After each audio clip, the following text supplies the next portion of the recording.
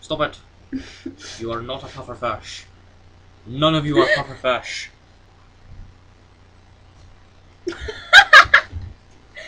Okay. Maternal love to bring us together. Yes, let's go. Chapter something 9. 9. Koi Bito.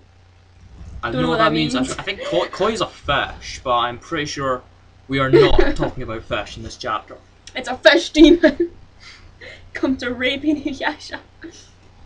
Sassy, I spoke out worriedly. He smiled again. Of course, the smile of malice. And the cat demon visibly shuddered. Wait, shuddered? Yes. As in like a window shutter, that's why I went like that. Well, god damn. Susumu dragged his claws across the demon's neck in an almost thoughtful way.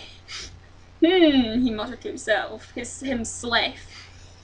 What is a fitting punishment? Please! The cat demon cried out, sobbing tremendously. Please do not kill me!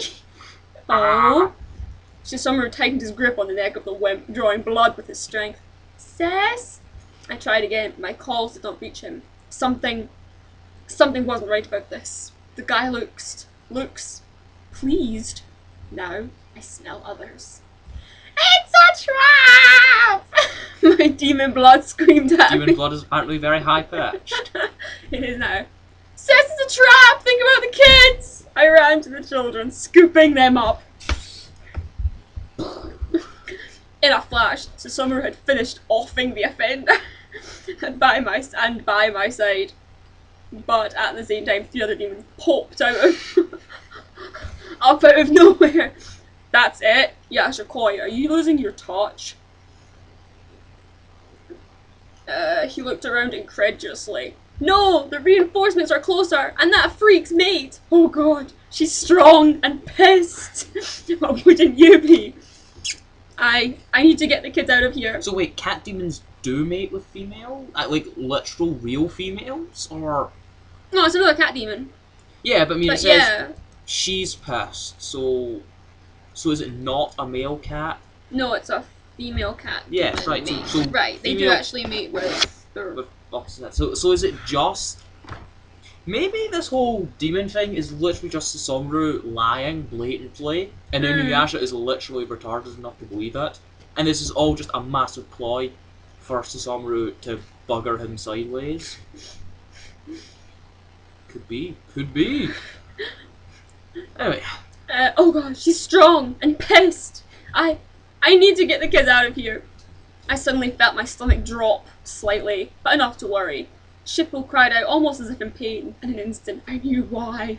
Because he was in pain? Kagome! My eyes widened. What? There's no possible way for that. Shippo wailed and Sota tensed up, shaking violently in my arms. Rin looked alarmed. There was no way I was smelling what I was. But Shippo and Susumu smelled it too. Seeing the look on my face, Susumu sent an to the best dragon ever. To the castle with me and the kids, following a few meters behind us, us as a guard. So okay, you have a fuck huge dragon and you still need a guard. And need a bit of a timeout.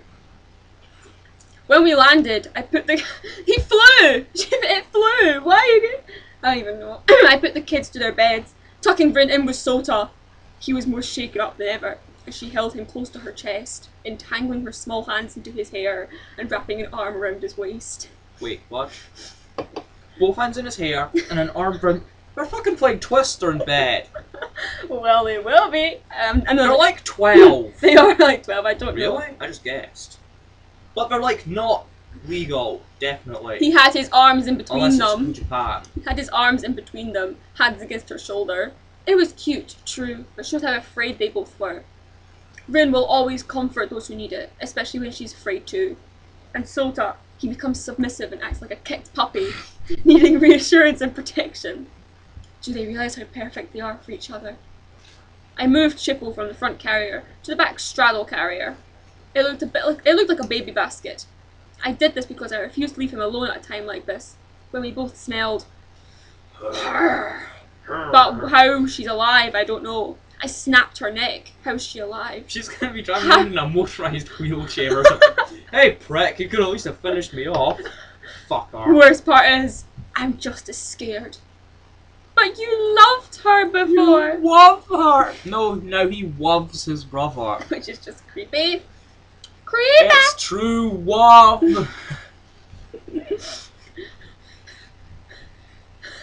The minute I sensed Susumaru near me, I flung myself into his arms, sobbing. Tears stained his expensive silk, permeating to his pale skin just as silken as his clothing. I shook violently, sobs racking my body. I lost control! Wait, what? Did he like shit himself? Oh, Susumaru.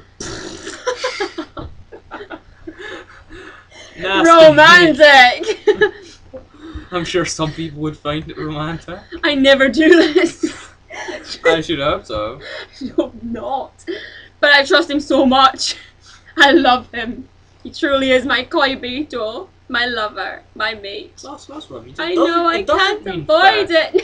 It doesn't mean fish. He is my goldfish. I can't avoid it now. At some point in time, my legs gave out on me. Because when I opened my eyes again, I was in his arms, on the floor, with his eyes wrapped protectively around me. I was terrified, and he knew it. I looked up at him, tenderness in every feature on his face, down to the eyes which glowed with undying love and adoration. This isn't awkward, this is hilarious. It's awkward later. He was essentially perfect. He protected me, provided for me, cared for me, and tolerated and cared for the children. Oh, he tolerates the children. He tolerates the children. I don't actually like them much. He has passion deep within himself, and an undying urge to dominate my everything and hold me dear, hold me in a way that I've never been held. I stared deep into his eyes and saw that everything he felt was true. Zeus. My voice rasped out. Yes. He looked at me with such love I thought my heart was going to burst. Do you love me? I looked down, blushing suddenly. Yes, with all my being, he said without doubt. My head snapped up, and he smiled deeply with me. A normal, non-smallous smile. A loving smile. It was breathtaking. Speaking of taking breaths, I had to remind myself too. And in that moment, I decided, no more running from my feelings. I breathed slowly, whispering, I love you too, but you just said you loved him several. I leaned up, my face inching slowly towards him. He leaned down towards me. As our faces got closer and closer, I blushed darker and darker. Our eyes closed slowly, and we kissed. He slowly coaxed his tongue into my mouth, Yeah, you get that. and I obligingly opened my mouth wider. He was gentle, but the sensation was still overpowering. He wrapped his arms around my waist, avoiding my back. Why? Why avoiding you? Mine was around his neck. He's got a baby on his back. That's Wow. why. Actually, I just remembered that he's got a baby on his back.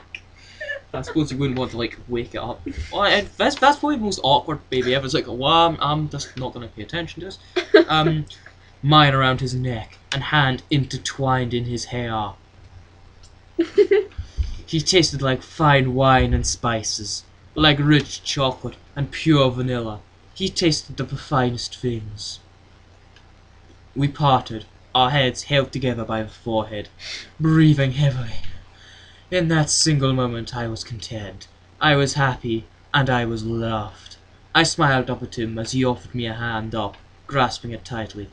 As I stood, I held his hand in mine still, content to never let go. We strolled around the castle, a castle that was preparing for an all-out war. Cess, what is this all about? I worried suddenly. The Miko was revived into a new body by one of Naruko's incarnates, the Mirror Girl. She convinced the cats she was on their side, and that we were plotting against them, plotting to kill the women and children with fire and plague. They were outraged, and so it began. He snarled slightly. He hated her too. We continued outside, past the gates, when I heard an oh too familiar voice, a voice that holds fear in my heart. Hello, half-breed whore! I guess the brat still hasn't healed from my arrow! Sesshomaru tensed, but I turned to her. Hello, I began shortly. Kagome. Oh, I thought we were close to time. Right, that was dramatic. Oh, yes. So they just go straight into cinnamon kissing. Or something. Cinnamon kissing. I like don't that know. term. Well, Pure vanilla kissing. he tastes the fine wine and date rape. He tastes like Rohypnol. I found myself swooning. Just the smell of chloroform to you. Right, and with that imminent break, we shall depart. Bye. Bye.